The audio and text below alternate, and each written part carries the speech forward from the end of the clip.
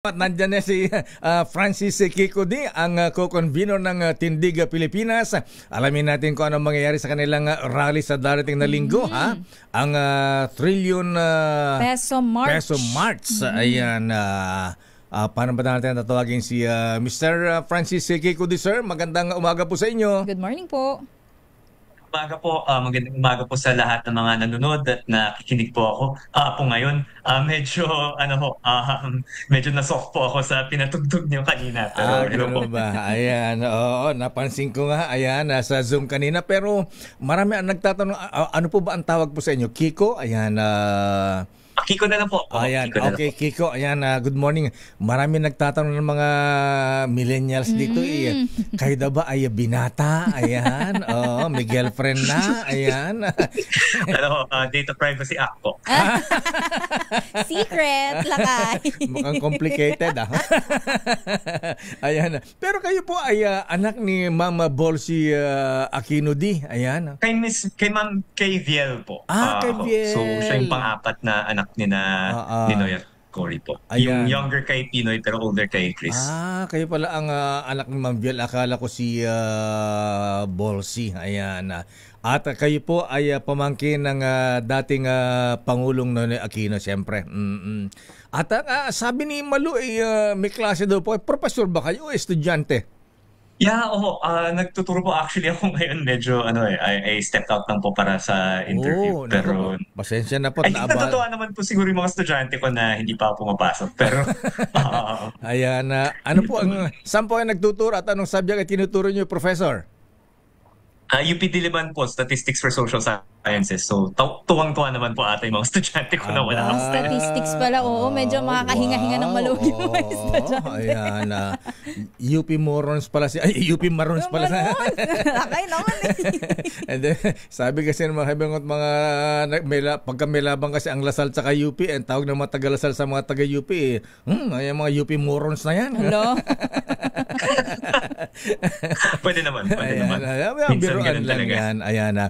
Anyway, Professor Kiko Di, ayan. So ano po ang activities ng Tindig Pilipinas sa isasagawang rally sa darating na linggo?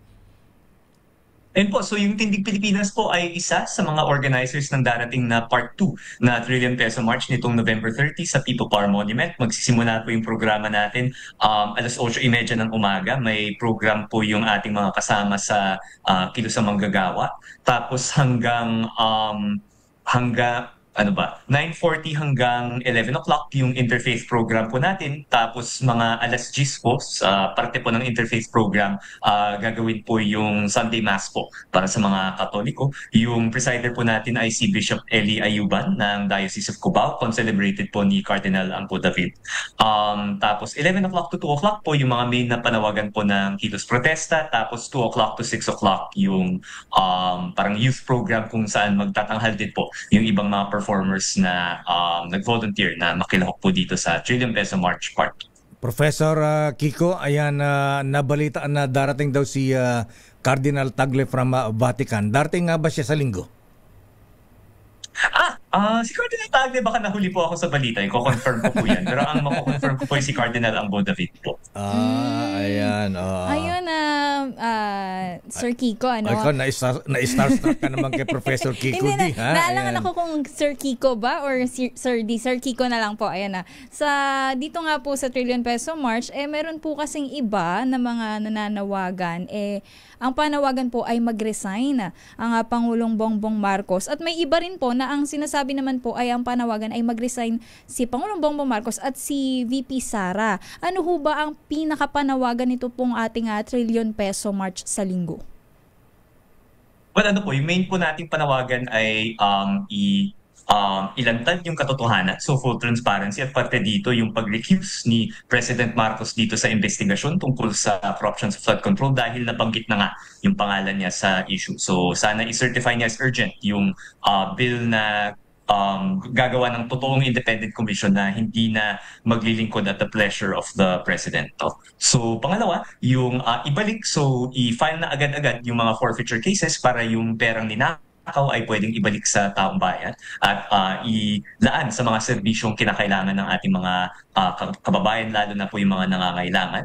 And then yung huli, yung ikulong, ay ito na po yung matagal ng panawagan ng taong bayan na gusto po natin makita na matataas na opisyal ay kinukulong para makita ng taong bayan na walang sinasanto sa ating sistemang pangkatarungan. Siguro po pagdating sa resign, ginagalang naman po natin yung ganyang posisyon, pero yung grupo namin ay wala pa doon sa ganong panawagan ng resign one, resign both, kung ano man. Ang tinututunan lang po namin ay yung mga labag sa konstitusyon. So kung meron mang panawagan na pumasok yung ating sandatahang lakas dito sa usapan kung dapat bang mag-resign ang kung sino-sino, yun po yung sa labas ng framework ng ating 87 Constitution at hindi po natin yan sinasang-ayunan. Ayan, butit na klaro mo yan, Professor D. Ayan, so isa po ay may mga nakulong na. Ayan, kayo po ba ay kontento na may mga nakulong na contractors involved sa flood control projects? Pero although na sinasabi ng iba, small fish lang naman yan. Ayan, kayo ba ay kontento na o hindi pa, Professor D? Well, mas doon po ako siguro sa pangalawang grupo. Mabuti naman na may nakulong, pero kung yung matataas na opisyal na sila mismo yung gumawa ng budget sa Kamara, sa Senado, ay wala pang nangyayari sa kanila, wala pa silang hinaharap na consequences dito sa ginawa nila, ay hindi pa ata makukontento yung trillion peso March movement dyan. At saka kung wala pa rin po tayong makikita, lalo na kung lumipas yung December 15 na sinabing deadline ng ating ombudsman. Ayaw po nating mag-part 3 dahil nakakapagod ito, pero handa naman po kaming pumunta po doon. Professor D, isa pa po, ayan, ang sabi nyo, ang rally ay sa EDSA Shrine. Meron ding grupo na mag-rally sa Luneta, Lakay. Meron sa Luneta at saka sa EDSA Monument. Ayan, oo. So kami rin po yung sa EDSA People Power Monument po. Parang may marcha po kami galing sa Shrine, tapos tutungo kami sa People Power Monument. Ayun. At anong grupo po yung magrarally sa Luneta? Kasama rin po ba sa inyong Tindig Pilipinas?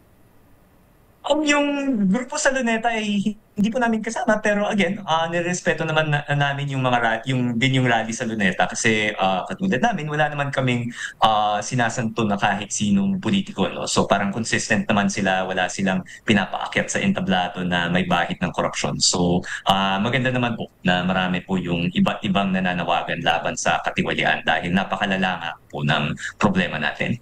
Professor D, may nagnanais po ng destabilization. Ayan, kung may mga hanay po na mananawagan ng destabilization sa inyong grupo, ano po ang gagawin ninyo? Again, hanggat maaari, gusto namin galangin yung freedom of expression ng mga tao. So kung meron po kayong i-call out na isa o dalawang politiko, kahit sino man yan, pwede naman to. Pero ang bawal talaga ay kung may panawagan kayo sa military na makilahok dito sa diskusyon tungkol sa resignation o kung ano man to. Kasi yan talaga ay sa labag sa Constitution. So kapag may ganyang mga placards, lalapitan po kayo ng aming mga marshals para ipapababa nila yung ganong placards. At saka kung hindi po susunod, may malalim po naman yung usapan namin sa PNP na hanggat maaari, yung PNP ay nasa paligid lang.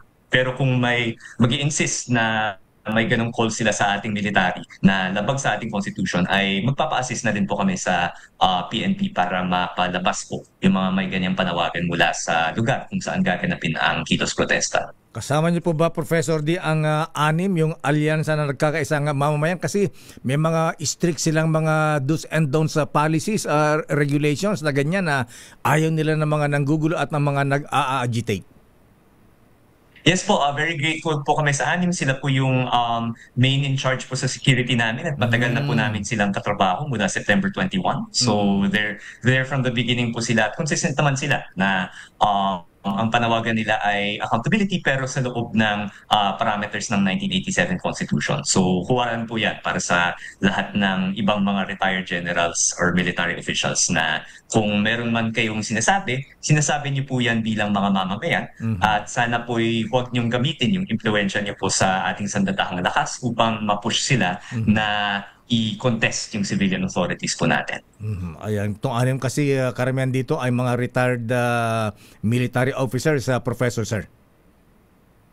Oo. So and again, yung mahalaga dyan ay dahil nga very consistent sila sa pagsabi na aligned sila sa 1987 Constitution ay wini-welcome po namin yung napakahalagang tulong nila sa pag-secure ng venue natin. Ayan, Professor Sir, baka kayo bumalik sa pagtuturo. Ayan. Unless na gusto yung pahabain para hindi na magklase. Ano pa inyong panawagan sa ating mga kabayan? Okay, mga estudyante ko magpo-phone in ng tanong para mapahaba po. O kaya may ano ka? Mag-ano tayo, tanong tayo sa mga... May quiz ba? May quiz ba ngayon? Wala bang recitation ngayon? Oo nga, baka mamaya gusto nilang patagalin para wala ng quiz. Naku. Ayan. Anyway, Professor Sir, ayan, bilang panghuli po, ano inyong panawagan sa ating mga kasama na lalahok sa Trillion Peso March sa linggo? So yun po ang inaasahan po natin nitong November 30 para sa part 2 ng Trillion Peso March ay isang mapayapa at makabuluhang pag-express ng ating galit sa issue ng korupsyon at panawagan para sa katotohanan, para sa pagbabalik ng pera ng bayan at para sa accountability sa lahat ng mga sangkot dito sa issue na to. So kung kagaya niyo po kung kagaya po namin na kayo po ay talagang galit na galit dito sa issue, meron po tayong espasyo nitong November 30 kung saan pwede po nating ihayag yung galit na yan sa isang mapayapang paraan alang-alang sa ating 1987 Constitution. Kaya kita-kita po sa People Power Monument, 8:30 po magsisimula yung programa natin para sa part 2 ng Trillion Peso March. Professor Francisco Kiko D, maraming salamat and good morning. Ayan, so back to teaching. Back to class. Back to class.